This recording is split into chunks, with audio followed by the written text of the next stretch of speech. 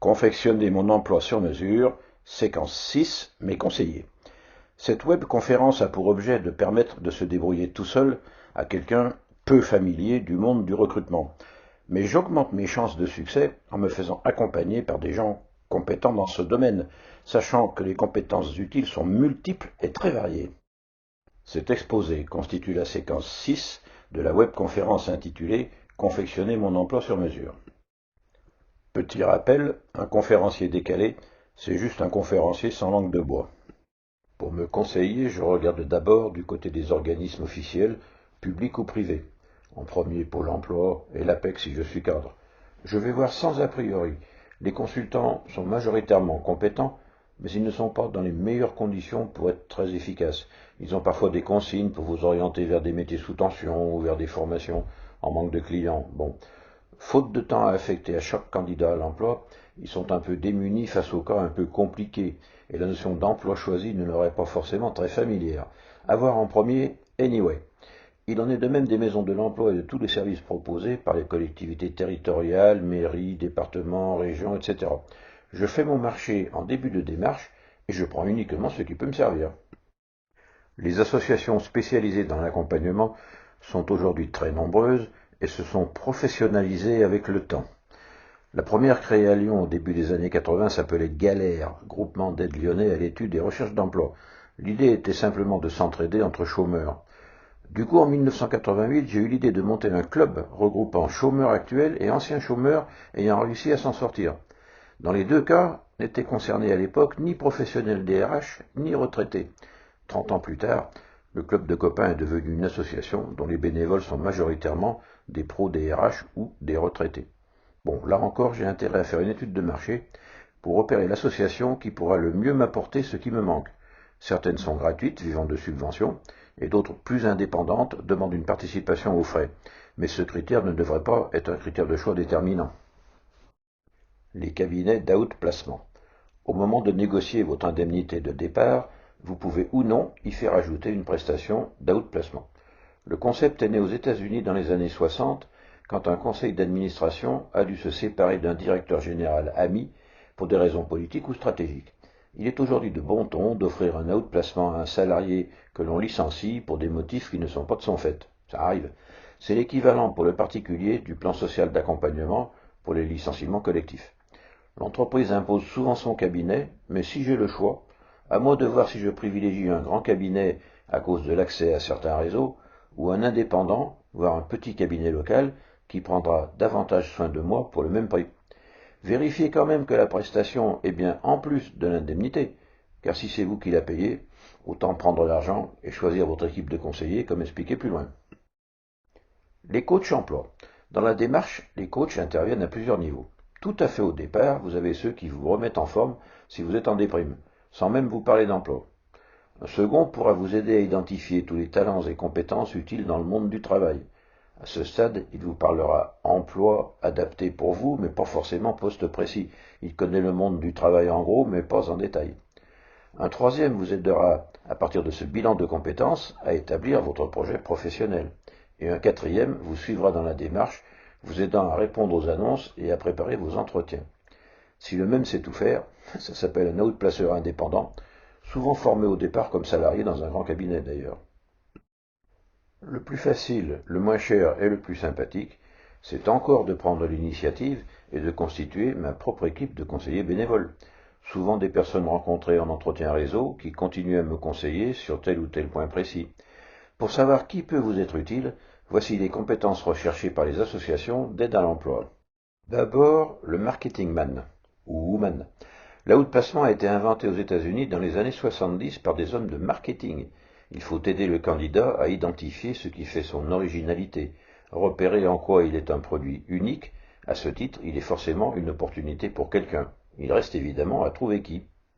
Un ou une psy.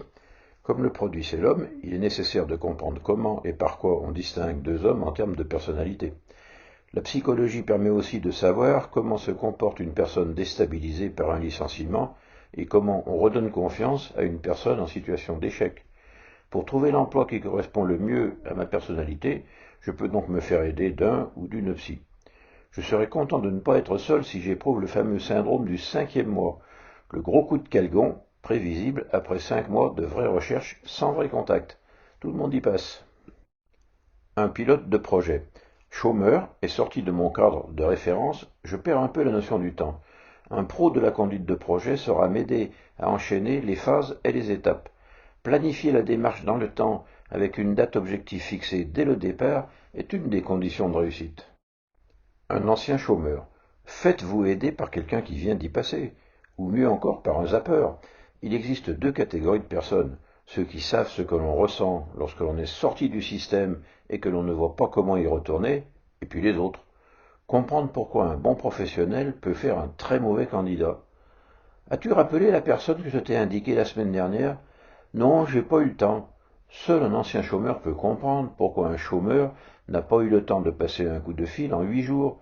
Il faut savoir ce que cache ce genre de réponse, et pour ça, il faut y être passé. À ce propos, si vous avez dans vos proches quelqu'un qui se sent dévalorisé par un licenciement, rappelez-lui ce set de table de Glodus Bouchon. De nos jours, on se fait licencier principalement dans 3 cas, quand on est mauvais, quand on est bon et quand on est moyen. Je peux en effet me faire virer car je coûte à mon patron plus que je ne lui rapporte, mais je peux aussi me faire virer parce que j'en fais trop et que j'ai marché sur les plates-bandes d'un grand chef.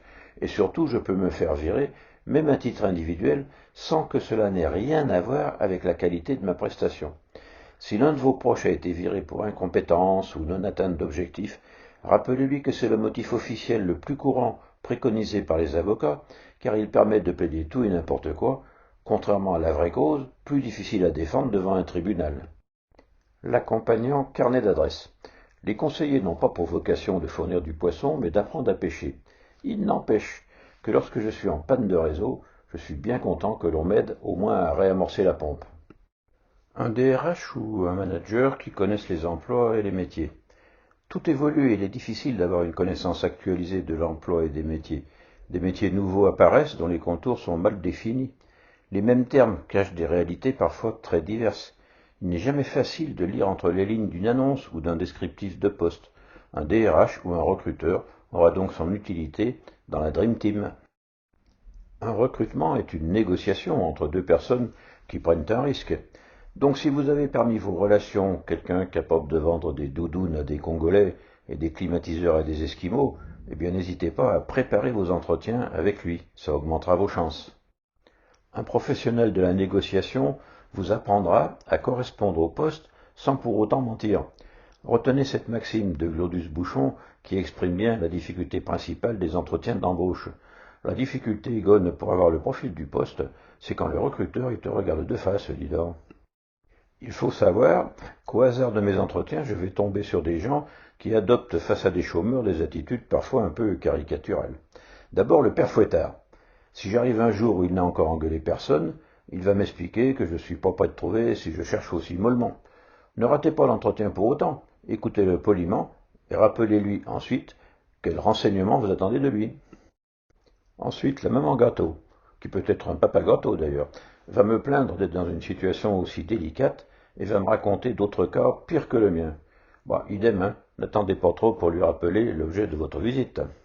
Vous pouvez tomber aussi sur le super expert en recherche d'emploi qui va vous expliquer comment ça a marché pour lui. Quelqu'un qui a tout compris du fonctionnement de la recherche d'emploi, ça peut avoir dans certaines circonstances un effet rassurant. Un peu de méthode va m'éviter de me disperser. Certaines associations d'ailleurs n'apportent que ça, la méthode. Bon, il en faut. Pourquoi pas s'il y a des idées à prendre. Celui-ci est l'ami intime de gens tellement importants qu'il ne peut pas vous donner leurs coordonnées, bien sûr, mais je lui en parlerai. Hein. C'est un peu comme on vous écrira des recruteurs.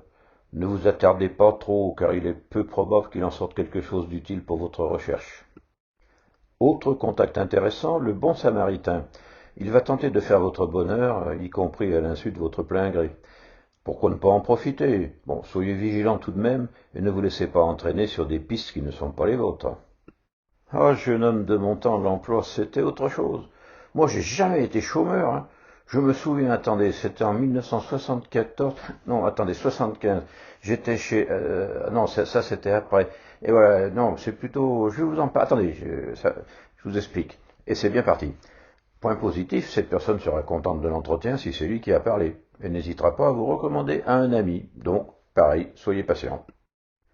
Nous arrêterons avec le militant.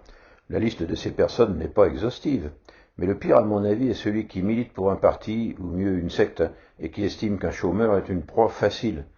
Que ces quelques rendez-vous un peu ratés ne vous découragent pas, cela fait partie de votre étude de marché. Dernière observation de ce chapitre sur les conseillers. Pour être aidé, il faut être aidable. J'ai rencontré souvent des gens qui ne veulent pas qu'on les aide. Je suis assez grand pour me débrouiller tout seul. Bon, c'est sans doute une forme d'orgueil, mais c'est très handicapant pour choisir mon emploi et mon employeur. Ce challenge est très difficile à réussir tout seul. Et surtout, n'oubliez jamais, naviguer vent arrière et nager dans le sens du courant, c'est tellement plus cool que de stresser et tellement plus efficace. Oncle Jacques.